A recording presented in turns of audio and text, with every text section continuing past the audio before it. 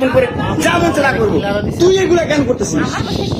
হ্যাঁ, তুই তো আনছিস আমার তোর বাসায়। আমি কেন আনবো? তোর বাসায় ঢুকতে না দিলে, তোর বাসায় শুইতে না দিলে আমি কই থেকে আসছি? আমার বাপের যোগ্যতা আছে তোর বাসায় ঢুকার? তোর যোগ্যতা আছে আমার বাসায় ঢুকার আমি ঢুকতে না দিলে? হ্যাঁ, সিকিউরিটি কল দেস, ইলেট ফোর্স কল দেস, জানোয়ার মহিলা কোথাকার। আমার বাসায় তুমি কি করো?